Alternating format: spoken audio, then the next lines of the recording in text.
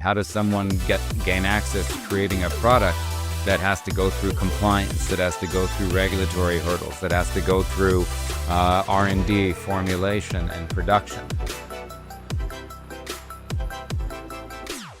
Welcome to another episode of Mastering E-commerce Marketing. I'm your host, Eitan Koter. I'm really excited to host David Feuerstein today, founder and CBO at CREATOR. CREATOR is spelled as CREATOR. So CREATOR empowers D2C brands, influencers, celebrities, and established beauty businesses to launch and scale with on-demand turnkey manufacturing, a level of access that was once reserved for industry giants. David, hey, how are you? Welcome. I'm good, Eitan. Thanks for having me. Great, David. Super excited topic today. I think you are actually built something really innovative and breakthrough. But before we dive in, David, if you can choose 3 words that are most important to you and why. I would say family, integrity, and purpose.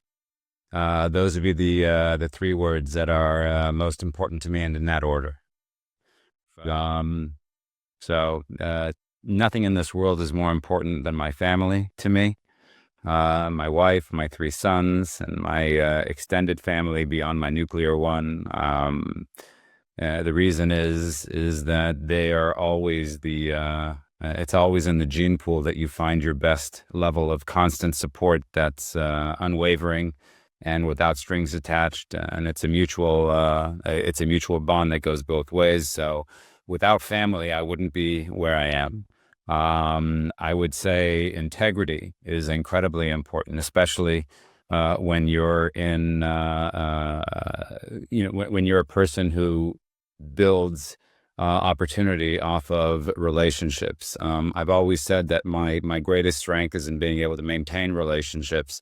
And not necessarily in always closing the deal, but making sure that even if the deal doesn't happen, that integrity is kept all along the way, because you never know when things can come around again, and you can someone that you've met 10 years ago can evolve into a potential relationship today. And I'll use our specific example, how our paths overlapped many years ago under completely different hats, until when we recently met and realized that now we have an opportunity potentially to come circle and do something together.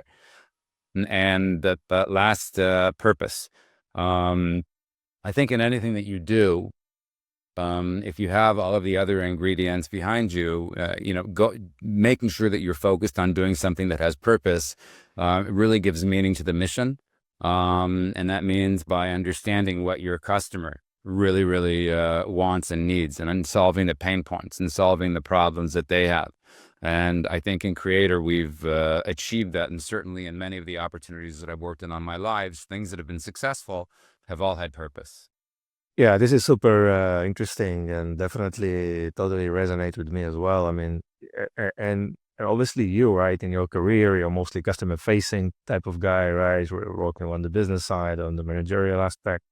Just building those relationships is much more important than just push hard to try to close the deal, right? This is probably what differentiates you from others. And I can obviously attest this for all those years that I see you working. So I think it's going quite well for you. So well done. Now, David, I want to ask you about CREATOR. I mean, I know what you guys are doing, so it's still, I think, requires some explanation. Are you obviously a tech company, but you're still obviously a beauty company. So I think you are probably converging those 2 worlds in a very innovative way that requires some more explanation. So please go for it. Yeah, look, at the end of the day, ultimately what we do is we give everyone and anyone access to turnkey cosmetic manufacturing, which was something that was really reserved for larger brands in the past. I mean, we see what's been going on with direct to consumer, with the creator economy. And it's one thing to be able to stock up a bunch of t-shirts in your warehouse and allow for someone to do a design and put a design on a t-shirt and sell almost as quickly as you can do drop shipping with regards to building an apparel line. But beauty has been a very, very strong segment in the creator space. Typically, it's a share a link segment. You have a bunch of platforms that are out there that allow people that have great influence or transactional ability with their followers to be able to take someone else's product and share a link and allow for sales that way. But really, what was missing was giving them the same opportunity that the bigger brands had, that they believe in themselves or transactionable. But how does someone create a product that's not ironing a decal on a t-shirt? How does someone gain access to creating a product that has to go through compliance, that has to go through regulatory hurdles, that has to go through R&D, formulation, and production? And it's a very, very heavy lifting type of a process for, what we would call the long tail or the creator economy.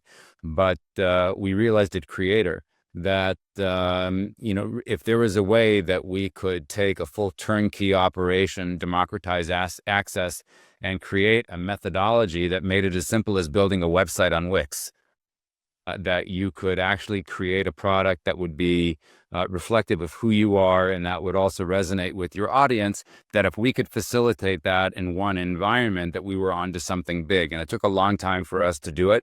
I can tell you it took a really brave, established top 20 factory to go on this crazy adventure with us. But the market demand is there, the market need is there, and we've had some wonderful traction and great proof points up until now. And we're excited to launch our platform and make it open to everyone. Nice, David. But I want to be more probably focused. What are the pains or challenges for any entrepreneurs or an influencer creators out there who want to launch their own beauty brand? Look, if you see a lot of these solutions that are out there with people that are offering creators today to create their own products, whether it's t-shirts, we talked about this, hats, mugs, at the end of the day, it takes just a little creativity, opening up an account, and that's it. The creators don't have to deal with anything on the logistical side. They can just open up their shop and they can sell. And that's great when you're dealing with printing on demand, and that's very easy. But when you're dealing with cosmetics today, creators, when they want to create their own brand, they not only have to understand the aspects behind creating their own brand, they have to become supply chain experts. They have to have e-commerce solutions. They have to have fulfillment solutions, and they have to have credit card processing. So Eitan, I'll use you as an example. You're a very handsome guy, and if you wanted to create a beard grooming line for men, you would be able to do that obviously with Creator. But before Creator, you would have to find your own formulator. You would have to find your own manufacturer. You would then have to source your own componentry. Then you would have to find a factory that would need to be able to manufacture in the amounts that you wanted to start with. And last but not least, you obviously would need a website, and you'd need a fulfillment center. And for a lot of creators, or for most creators, really, for the long tail, as we call it in this space, it's a really, really daunting task. And a lot of times it makes opportunity prohibitive. That's why by lowering the bar with the solutions out there like Printify and whatnot, it's as easy as 5 clicks and you're selling. And no one was doing that in the beauty space, and that's what we did.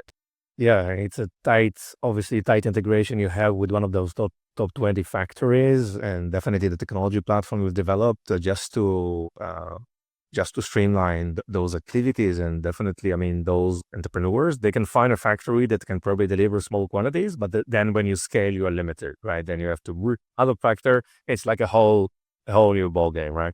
Correct. Look, there are definitely a bunch of different solutions that are out there in the space that are probably more similar to Printify, where you have middlemen that have acquired existing inventory that you can't customize beyond the sticker or the label. The bottle is the bottle, the formula is the formula, and maybe you can print your name on a label and have it mailed out via drop shipping. But at the end of the day, that's you're sort of beholden upon a factory that's beholden upon a middleman. With us, you're working directly with the source. You have the ability to customize your formulations with us. Of course, you can keep it simple. I mean, you don't have to do anything, and you can just choose your fragrance and you can choose your label, and you're off to the races. Or you can actually get down to the nitty gritty of everything. And if you have some semblance of knowledge and beauty in the beauty space, you actually have the ability to choose concerns, to choose active ingredients. But the beauty of the ecosystem that we have is that, like you said, to your point, you can start out small. If it explodes and if it grows, you're still within the same ecosystem as it ramps up and goes to scale. And that's a very, very, very strong advantage. I mean, we believe at Creator that real opportunity comes with risk mitigation. And the big risk mitigation is supply chain knowledge and also investing a ton of money in inventory. And we shorten the whole process by letting you start out small and grow as you go. We want you to become a big brand, but we don't want you to be behind the eight ball. We want you to actually launch the right amount for you to grow as you go. And scale and deploy more capital the more capital that you can deploy to brand building and marketing, the better for us. We're here with you for the long haul. Yes. So just launching that new venture is as easy as launching a website on Wix, which is amazing. Then when you scale, you can scale, right, with Creator to really large volumes, large quantities, which is another big breakthrough, I think, in the industry. That it's pretty amazing that you guys pulled this out. So you also say a lot that inventory is the silent killer of great brands, right? So what do you mean by? Well, look, at the end of the day, inventory is always an asset on the book for the first year. It's always an asset on the book. But ultimately, if you end up not being able to sell that inventory, it becomes a liability. And you see a lot of the brands that are being launched today, whether they're direct to consumer or even smaller beauty venture-backed brands, a significant amount of capital. Like if a brand gets $2 to $5 million invested, you could see a 1 to 2 year process of product development. With hundreds and hundreds of thousands of dollars put into initial inventory, componentry, packing. And all of a sudden, 25, 30, 40% of the funds that you've raised, or 25 to 40% of the deployable funds that you have, are deployed into things around inventory as opposed to around brand building and marketing. That's a big challenge. And by the way, not just for creators, for even existing DTC brands. I mean, we have a lot of the direct-to-consumer brands that are marketing machines that know exactly how to take messaging and know exactly how to convert the audiences that they already have. We offer a tremendous amount of benefit as well. I mean, I can give you a real-world example that just happened over the course of the last 5 months, where you have direct-to-consumer companies that have this, finesse and expertise in selling product, but they also need risk mitigation. And so we have a client, I can't disclose the name, obviously, but we have a customer of ours that started this is all within a 4-month period. They came out with a product together with us. Obviously, we were very, very instrumental in helping them come up with a product to fit their customer base. But their initial run was 500 pieces that they were doing fine-tuning of identifying if there was a market need. The second run was 2,000 pieces. The third run was 10,000 pieces. And the fourth run, which we just closed a couple of weeks ago, was 65,000 pieces. The run rate is growing up and growing up. And it's really, really interesting how we can sort of also adapt ourselves to the direct-to-consumer monsters, let's just say, the people that are actually the machines in direct-to-consumer, because with Creator, we also can mitigate risk for them. Meaning, you know what, you're pretty confident that you can sell 100,000 pieces of each SKU a year, let's just say. Well, there's a big difference between ordering 100,000 pieces of 5 SKUs each filled and sitting in your warehouse, as opposed to ordering 100,000 pieces of componentry for 5 SKUs and filling 5,000 at a time. It frees up a tremendous amount of capital in order to let the brand grow. And even for the established DTC players that we work with, it gives them a level of freedom that they didn't have prior, specifically in the beauty space. So we are seeing a lot of traction. Amazing. And a lot of them don't have that experience, right? Trying to forecast, trying to mitigate, market demand, and trying to. Yeah, I mean, it's, like some of them are definitely experts. I mean, at the end of the day, no matter what, most of these companies will have the ability to sell the inventory. But at the end of the day, it's a question of being focused with deployable capital. Okay. It's one thing if you make a mistake and you order 20,000, your forecast is off and you order 20,000 pieces more than you should have. It's a lot less painful if those 20,000 pieces are not filled and they're 50 cents a piece as opposed to $5 a piece with filled product, or $10 a piece with filled product. So it's a great balance. But so we're seeing that, we're solving a real immediate need in order to give people the ability to have access to the opportunity, but we're actually solving a big problem for a lot of the established direct-to-consumer companies and even the established beauty brands that can expand SKUs with us very quickly. I mean, you're looking at cycles of production of 21 business days from formulation. These sort of timelines are really unheard of in the industry. And because it's the first time that manufacturing is being connected with demand, in the typical ecosystem, you had the manufacturer, then you had the brand owner, then you had the distributor, then you had the wholesaler, then you had the retailer, and then you had the consumer. And there was no visibility between manufacturing and consumption. And so years ago, 5 years ago, if you were an Amazon brand owner, I would have no idea that you were running out of stock. And you would call me up and say, David, I need more tubes of the lotion, or I need more face cream. And my answer to you would be no problem. It's going to take a couple of months because we're missing 2 or 3 of these raw ingredients. And in that period of time, if you run out of stock, then your listing is dead. And all the work that you've put in is gone. But when we have visibility on the movement of inventory, because we're actually selling and seeing the connection to the point of sale and seeing the level of inventory, then we know that when you give us a call and say, David, we need more product, our answer is going to be, we know. How much do you need and when? And so it's really, really by digitizing and going from low tech to manufacturing 4.0, it's really, really revolutionary in this space. And we're staying focused on beauty, but conceivably this methodology is applicable across other verticals. But for right now, we're proving the model in beauty.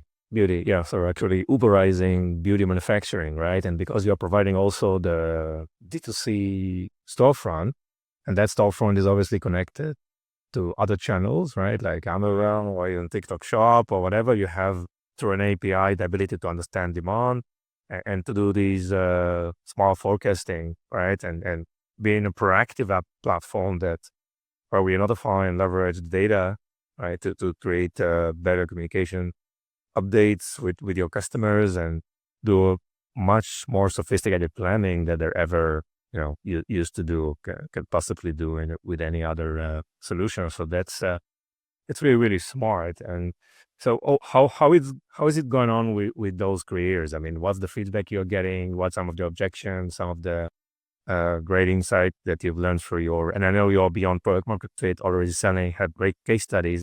We have to learn more about the feedback that you hear from customers. Yeah, look, I mean, at the end, we're learning a lot as we go. I can tell you that one of the things that we learned is that many creators are risk averse with regards also to capital. And so we've introduced tools on the platform like KYB financing, so that instead of, in the traditional world of beauty and the traditional world of purchase orders, brand owners or new operators typically finance purchase orders. And the purchase orders, whether they're at a retail outlet, Walmart, or wherever they might be, are the factoring is done on the value of the PO. We've actually introduced KYB financing so that if you're a business operating for at least a year, so most creators themselves are already established business entities. The ones certainly that want to go out and do this, we have the ability of mitigating also the capital outlay by giving you a solution that can allow you to finance even the short run manufacturing as opposed to the financing of the retail price. The other thing that we've learned from creators is that because of everything that we solve for them, they're more inclined to dive off into the deep end and really, really try it sort of gives them this layer of confidence.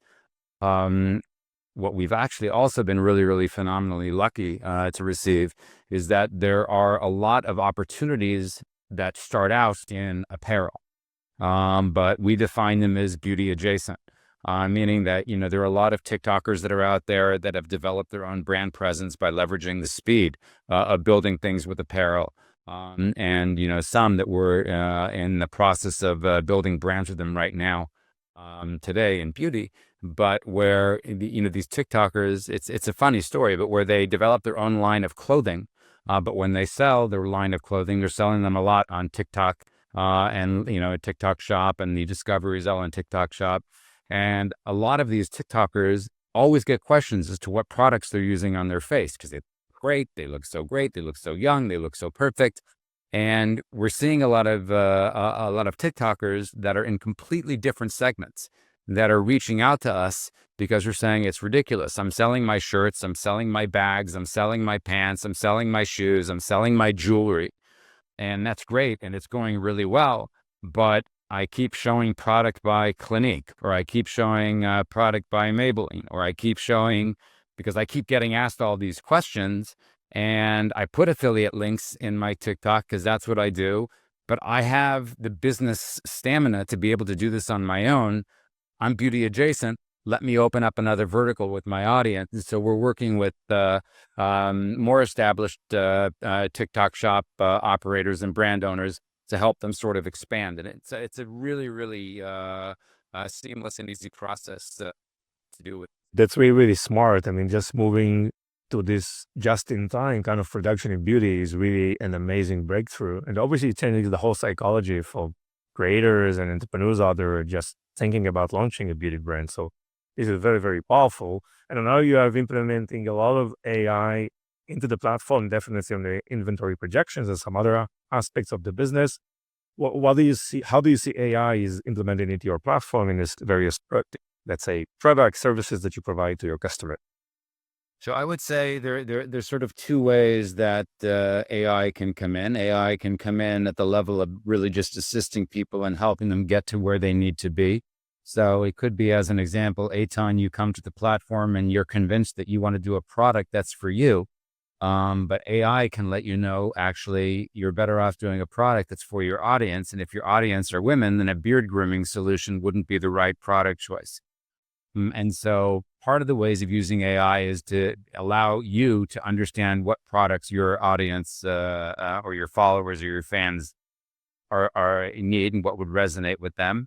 Another way to leverage AI on the simpler side is to provide you with a sort of concierge or lab assistant that helps you formulate based on input or based on products that you use that you want to upload, and let them know the type of product that you want to create. And that's sort of on the product formulation side. Remember, we have tens of thousands of formulation in a database with over 35 plus years of history. So the ability to feed that machine is very, very, very robust. But AI really gets interesting on the predictive inventory side in a lot of ways, in the sense that the closer that we can get to, and I'm going to talk finance here, but in the finance world, in the stock market, you have the bid and you have the ask. And so you always know that fine point in between that can sort of measure demand. And that's where we're going to try to use AI on a predictive level to sort of help us as a manufacturer be able to understand the fine point between the bid and the ask with regards to consumption, and give you as the brand owner the ability to never be overstocked and never be understocked. Which is really, really an incredible opportunity in the industry, and can streamline, can impact on waste management and all that stuff. But more importantly, we have other levels of directions. I mean, it could be, and I've talked about this in the past, but sometimes marketing campaigns work too well. And sometimes you're actually your campaigns are viral and they're working so well that you're beginning to sell inventory that you don't have. And on the one hand, if you're selling inventory that you don't have, that means that you're paying for advertising and click-through rates that you can't fulfill product on the other end, and it could become very, very costly. And so ultimately, AI is also going to serve as sort of a barrier to let our customers and our partners know, hey, if you're heavily marketing this product, just tone it down a bit, maybe focus on some other SKUs, so that you don't run out of inventory, because there could be supply chain issues that you as a brand owner are not aware of, that we as a manufacturer are aware of. And so there are a lot of ways that AI can come in there, but the AI is just a feature unless you have the manufacturing backend. Then it really, really becomes an asset and a tool. And that's what's really going to set us apart. Right, you mentioned brands are failing to support demand, right? I mean, obviously, we know a lot of brands that didn't achieve third market fit, or couldn't scale due to lack of demand, but also a lot of brands went out of business because of they couldn't support the demand, right? So this is something that you can definitely mitigate in your platform. And so, David, how do you see the next generation of beauty brands and how they can differ from what's already available out there, from the big players? First of all, the most important thing is that we can give brands the ability to stay on trend. That's what's really been missing. From a product offering perspective, and even from a reactionary perspective. You take some of the giants that are out there, your Estee Lauders, your Revlons, and the larger players in the world. They create offerings and they create what they assume are going to be trend, but to rapidly adapt and adopt different directions as quickly as our platform can enable, really just doesn't exist in the lexicon of those types of players. So the ability to stay on trend, the ability to innovate, the ability to differentiate, the ability to be able to adapt your marketing funnels by being able to do limited releases, limited drops, collabs, all within the same accordion, whether you're established or not established. I think, that feature set and that dynamic ability. I mean, just as easy it is to change your website for Thanksgiving or to change your website for the Christmas holiday or to change your website for the New Year's holiday or Valentine's Day, it should be just as easy to adapt and change your offering. And currently it isn't. And with Creator, it can be. Yeah, interesting. So, David, how would you describe your ideal customer profile? Our ideal customer, um, we have to divide it into sort of three tiers. I would say at the creator level, people that believe in themselves and that believe that they are brand worthy and, believe in their ability, but don't necessarily have the means or the know-how. And that's all that's missing. And so that's the long tail that we can enable. I also believe that the struggling brands or the creative minds that have limited capital, that want to create and know that they can create something meaningful and have knowledge and expertise, leverage our grow as you go application. And bear in mind, right now we're in skincare, hair care, face care, body care, and med spa lines.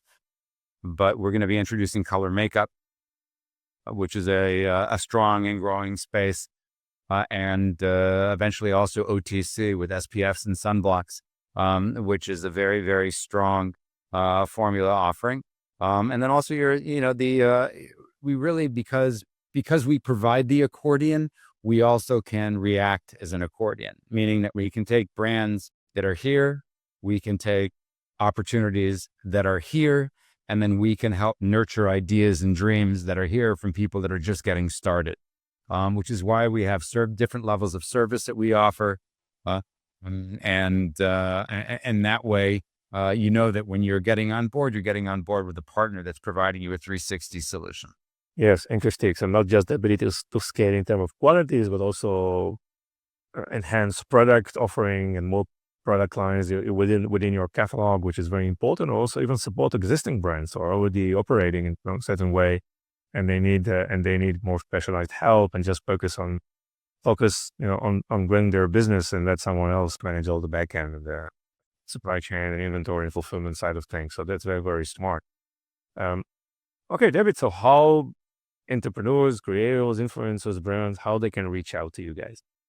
It's really easy. You just got to go to www.CRE, the number 8OR.US, creator.us. Definitely, you can go there. You can register. If you have any questions, feel free to reach out to contact us. As a founder of the business and someone who really, really believes strongly in the business, I also have no problem for anyone to reach out to me directly. And we'll make sure the right people get your attention. You can reach me at my corporate email address, David, DAVID, at Creator, CRE8, the number 8OR Global, GLOBAL.com. And any one of your listeners that wants to reach out, just have them let me know that they heard your podcast, and we'll make sure that they get the VIP treatment. Oh, amazing. Sounds perfect. David, anything else you want to add? No, I think it goes back to your first question. Family, integrity, and purpose. I think people that have meaningful things in their lives that fall along those lines, whether it's family, friends, integrity, or purpose, everyone that has that in their lives, everyone is brand worthy and everyone deserves that type of an opportunity. And so I would encourage everyone to rely on their family and friends to get the support that they need mentally and emotionally to take a step in the journey. I think that people with integrity have great impact on their audience. And if you build a brand that resonates with you and resonates with your ethos, that means that you have purpose. And when you have all those three things together with Creator, you'd be unstoppable. Amazing, David. So thank you for reminding us of all these great values, and it's definitely super important. I wish you an amazing year. I know you're going to do a lot of breakthroughs this year. So Yeah, we have a lot. We have a lot of surprises that are coming out in the next couple of months from great partners and great technology partners. And so we're super, super excited. But we had a great 2025, but you guys are going to have a great 2026. thank you so much, David. All right. Thanks, Eitan, very much.